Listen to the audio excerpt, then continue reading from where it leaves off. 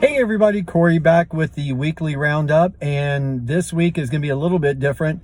I know I told you last week I was going to talk about more technology because that's been pressing over the past few weeks. However, like I've said, you all dictate how this kind of goes, and I answer your most pressing questions. And this week it happens to be on, is the sky falling? What's going on with patients? Why aren't they showing? Why aren't they enrolling in treatment? And the other, oddly enough, happens to be on handpieces. Is it better to maintain or replace? So let's jump into it.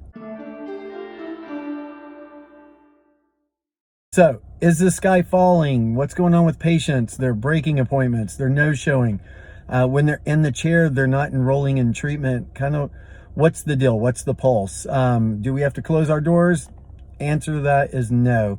I will say this, you're not alone if you're feeling that way. It's kind of across the board. However, what I'm seeing a lot of, the more successful, productive patient or practices rather, they've implemented systems and strategies as well as technology into their practice or practices in order to get the patients to say yes to treatment, to come in for treatment.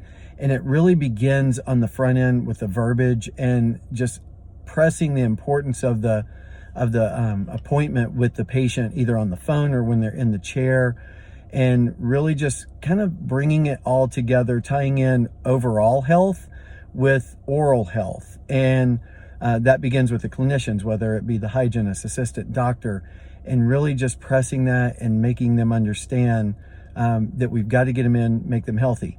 Now, I also say this, Disney's not closing their doors. It's not cheap to go there.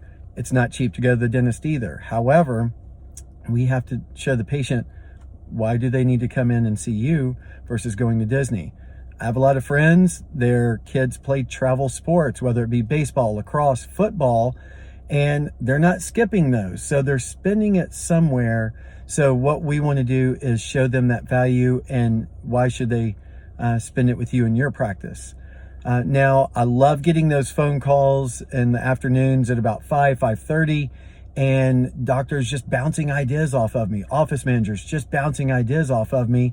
For instance, my good buddy Rory, he loves to do that. He'll call me. One day he'll actually buy something, but hey, for now, I love the fact that he trusts me enough. He'll call, he'll bounce some ideas off of me, we'll chat about it, and then hopefully he implements some of the things that we talk about. So use me as a tool as far as, hey, what's working in other offices, what isn't. I call on 100 offices or more, so I kind of see what's working and what isn't. So use me as one of those tools in your practice. Handpieces, can't work without them. So what's the best thing to do? Now, regular maintenance on handpieces, that's a normal thing. You're always going to have that. About once a year, once every 18 months, probably need to change the turbines in them or send them in for a repair.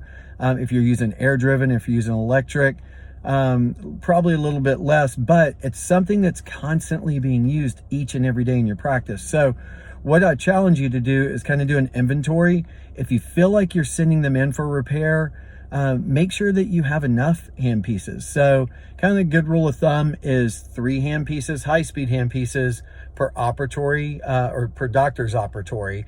And then you want a good slow-speed handpiece in there as well. Also keep in mind that the CDC has required that you now have to sterilize those slow-speed handpieces. I say now, they've always required it, or they required it for a long time. It's just for some reason, we kind of got away from that, it seems like. So make sure you're sterilizing those. Well, what happens when we put something like that under heat and pressure of an autoclave? It's going to degrade it over time. So let's do an inventory. Make sure you've got enough handpieces that last you, and utilize the Patterson Repair Center to get those handpieces taken care of in an easy, affordable way. So if you need some repair boxes, hit me up. Happy to send some to you. Otherwise, let's get you on the right road.